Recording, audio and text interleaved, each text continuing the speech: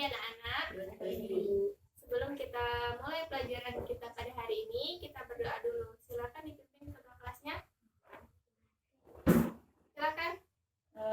Mari kawan-kawan, sebelum kita memulai pelajaran pada hari ini, alangkah baiknya kita berdoa. Berdoa mulai.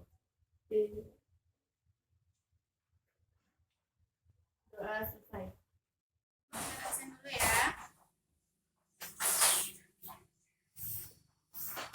Apri, Ada Bu. Duta, Ibu, Epi, semua ya.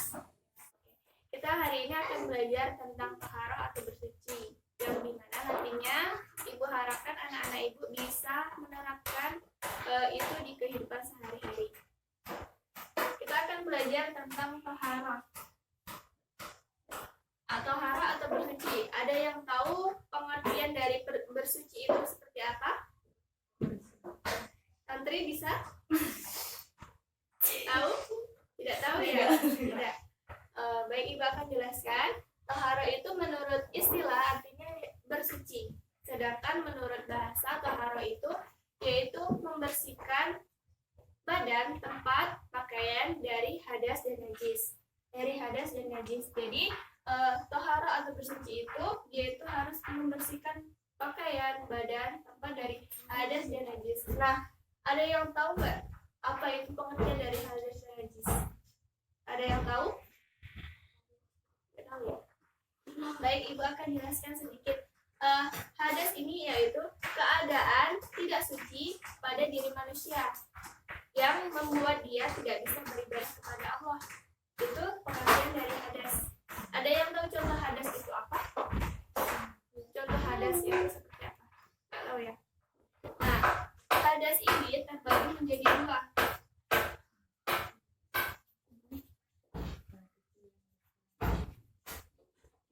Hadas itu terbagi menjadi dua, yaitu hadas kecil dan hadas besar.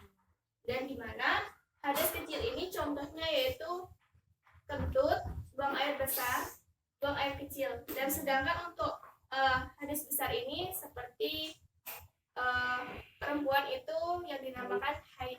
Nah, untuk membersihkan dari hadas kecil ini, kita dituntut untuk berwudu. Dan sedangkan untuk hadas besar ini, untuk membersihkannya yaitu dengan mandi wajib. Jadi, ketika kita sebagai umat manusia untuk menjalankan perintahnya, kita harus bersih dari hadas, baik hadas besar maupun hadas kecil. Nah, seperti saat ini kan, keadaan kita sekarang ini yaitu dalam keadaan pandemik ataupun adanya virus corona. Nah, virus corona ini kita harus sering cuci tangan dengan menggunakan sabun agar terhindar dari penyakit tersebut. Nah, disitulah peran tohara atau bersuci itu memang ada dan memang diperintahkan oleh Allah kepada manusia ataupun umat muslim muslimah. Dan selanjutnya yaitu ada yang dinamakan najis. Ada yang tahu pengertian dari najis? Ada yang tahu? Tahu. Najis ini adalah kotoran yang menempel pada manusia dan kotoran itu harus dibersihkan ketika akan melaksanakan sholat, membaca ataupun membawa Al-Quran agar nantinya pahala yang kita dapatkan itu mendapatkan pahala yang penuh. Nah, ini ada macam-macam.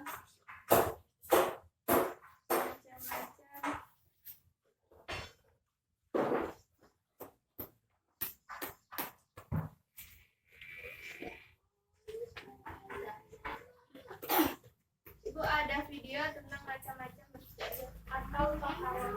Tapi Ibu akan memberikan sedikit macam-macam dari najis ini. Najis ini terbagi menjadi 3 bagian. Ada yang tahu? Santri? Epi?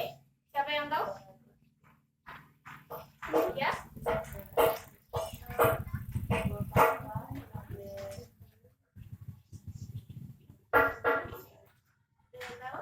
Tahu? Bisa?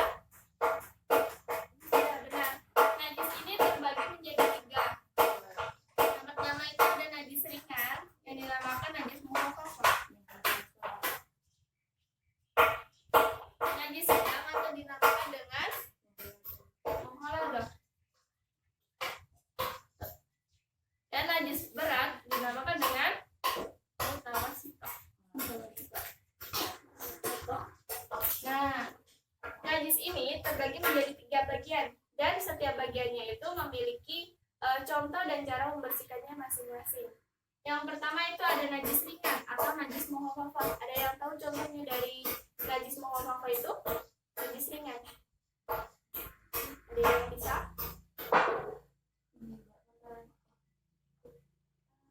Bisa. Najis ringan ini contohnya yaitu air kencing bayi laki-laki yang belum berusia 2 tahun dan masih meminum air susu ibunya. Nah, jadi untuk contoh dari najis mukhafafah atau najis ringan ini yaitu air kencing bayi laki-laki. Ketika kalian terkena air kencing bayi laki-laki, itu berarti terkena najis ringan.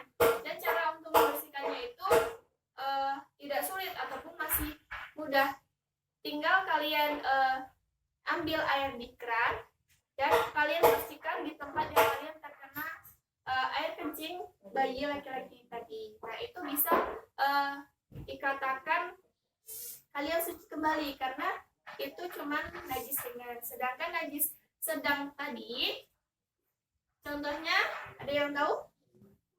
Najis sedang, ada yang tahu? Ada yang tahu?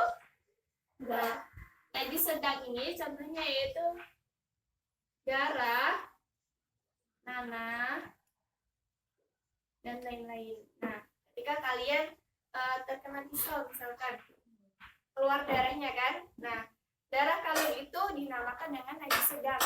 Dan kalian untuk membersihkannya itu kalian ambil air suci dan bersih untuk membersihkan darah tersebut. Nah, ketika kalian membersihkan darah tersebut, kalian harus menghilangkan warna dari darah itu, baunya, dan rasanya. Ketika ketiga bagian itu telah hilang, maka najis itu bisa dikatakan bersih kembali ataupun kembali. Dan yang terakhir itu ada najis berat. Najis berat ada yang tahu contohnya dari najis berat? Tahu? Tahu? Ada yang tahu? Untuk najis berat ini contohnya yaitu air liur anjing ataupun babi. Nah, air liur anjing ataupun babi itu dikatakan najis berat. Karena kenapa? Karena kita tahu bahwa anjing ataupun babi itu kan dia makannya sembarangan. Kita tidak tahu makannya itu apa, berasal dari apa gitu. Jadi untuk air liur anjing ataupun babi itu dikatakan najis berat. Jika kalian terkena air liurnya, itu cara membersihkannya yaitu dicuci dengan 7 kali air bersih dan suci. Dan salah satunya dicampur dengan tanah ataupun debu. Nah, apabila kalian telah mencucinya 7 kali, salah satunya dengan tanah ataupun debu, itu dikatakan najisnya telah bersih ataupun telah hilang. Nah, dari sini ada yang ditanyakan, ada yang belum jelas? Sudah. Nah, ini ibu ada macam-macam bersih. Bersih. Kalian bisa.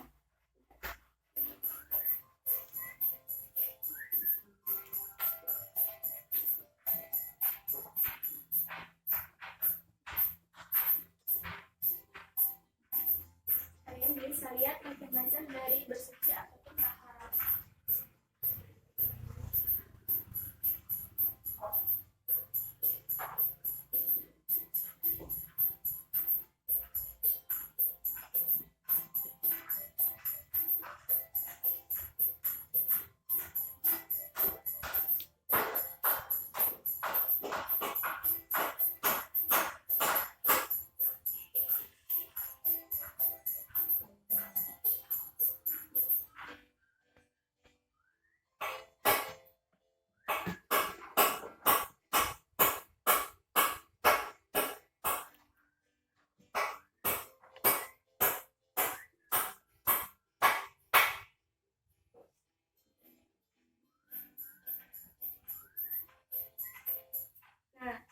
Jadi dari video tadi kalian telah lihat macam-macam dari taharah atau bersuci. Tadi ada berapa macam?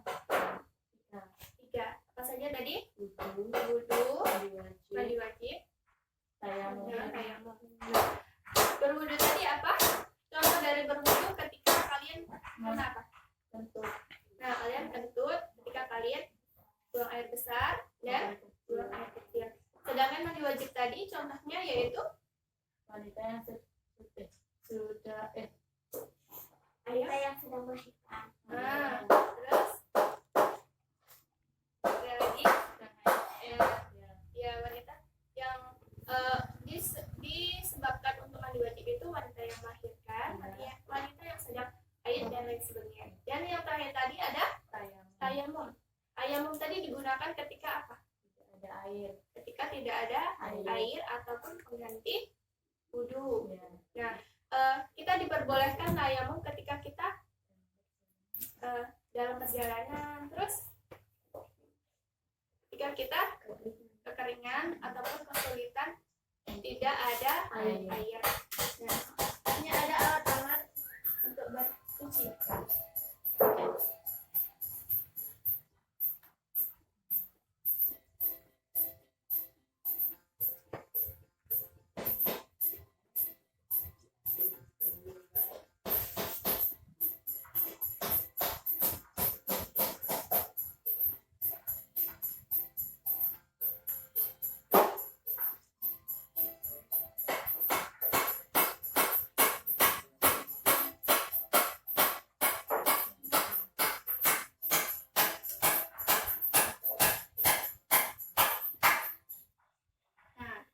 Tadi adalah alat-alat yang digunakan untuk bersuci atau tayamum. Bersuci ataupun taharah. Nah, tadi ada berapa alat digunakan untuk bersuci? Ada 5. Yang pertama ada air, tanah, batu, tisu, daun, dan kering. Nah, ketika kita bertayamum ataupun kita melaksanakan bersuci taharah, nah kita bisa menggunakan 5 alat tadi. Misalkan kalau kita sekarang di rumah kan kita sedang taharah bersuci itu kan dengan menggunakan air. Nah, karena air saat ini alhamdulillah masih berlimpah. Nah, ketika kita tidak ada air ataupun dalam keadaan darurat, kita bisa menggunakan tadi apa? Menggunakan tanah, menggunakan batu, tisu ataupun daun kering. Nah, jika kalian melakukan bersuci ataupun sedang taharah dalam keadaan apapun itu, diusahakan menggunakan air jika ada air. Kalaupun air itu susah dicari, kita bisa bawa tisu. Kalau memang memungkinkan keadaan kita itu nantinya tidak ditemukan air, kita jaga-jaga. Nah, kalaupun kita lupa, kita bisa menggunakannya debu, batu, ataupun daun-daun kering yang lainnya.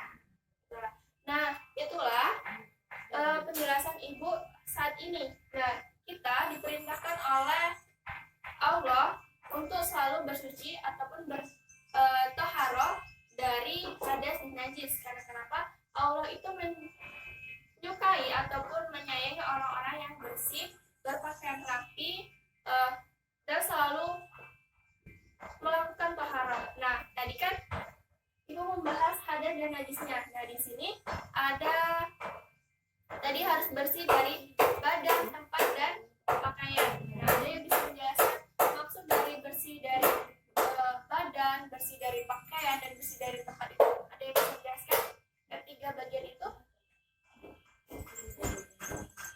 Ada yang bisa? Bersih dari badan, bersih badan itu seperti apa sih contohnya? Mandi. Terus? Ada yang lainnya? Duduk. Ya, benar sekali. Bersih badan itu kita sebagai orang muslimah diajarkan oleh Allah itu untuk selalu bersih badan dengan cara mandi ataupun berwudu. Nah, ketika kita mandi, kita jangan lupa menggosok gigi. Karena ketika kita tidak menggosok gigi, percuma saja kita mandi tapi tidak gosok gigi. Nah, badan kita sehat, badan kita segar, tetapi mulut kita tidak segar, itu kan tidak enak kan? Nah, jadi untuk bersih badan itu Allah menganjurkan kepada kita semua untuk mandi. Dan mandi itu kita sehari berapa kali? Mandi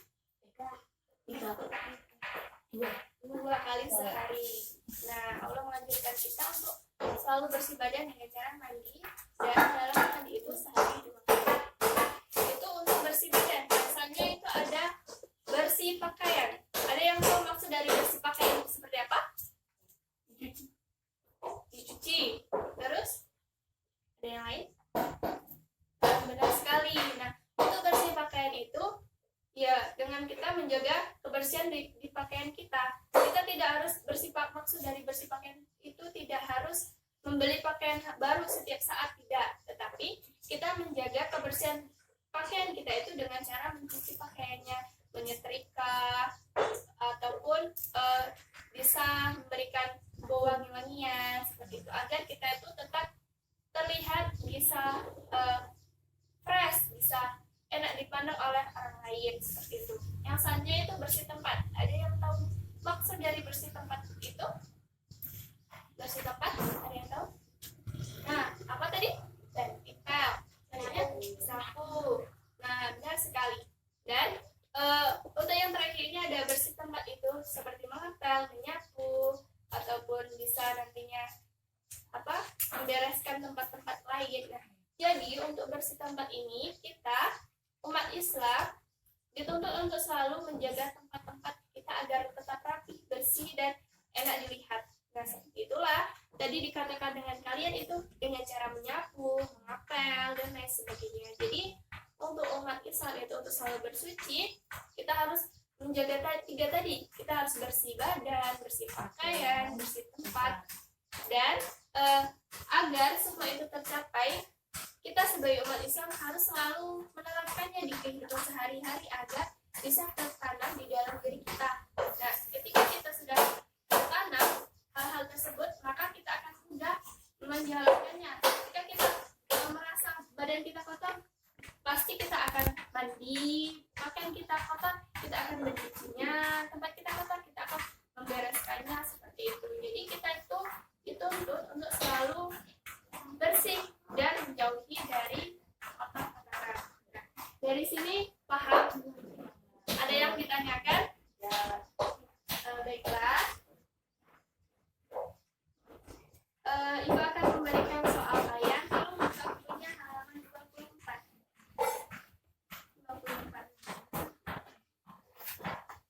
Besok pertemuan selanjutnya Ibu akan bahas soal-soal yang ada di situ. Coba kalian kerjakan. Untuk materi kali ini ada yang bisa menyimpulkan? Ayo satu orang menyimpulkan dari materi ini.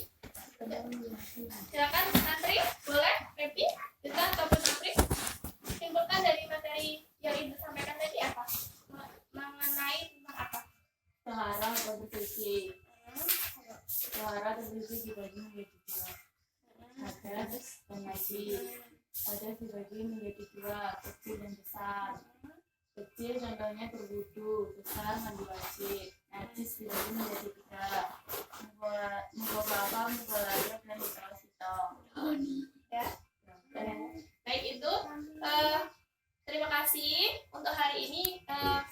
Ibu harap nantinya kalian bisa menerapkan tahara atau bersuci setiap saat agar kalian tetap merasa bersih ataupun terhindar dari hadas dan najis. Nah, hanya itu yang dapat Ibu sampaikan. Apabila ada yang salah, Ibu mohon maaf, dan kepada Allah Ibu mohon ampun. Sebelum ditutup,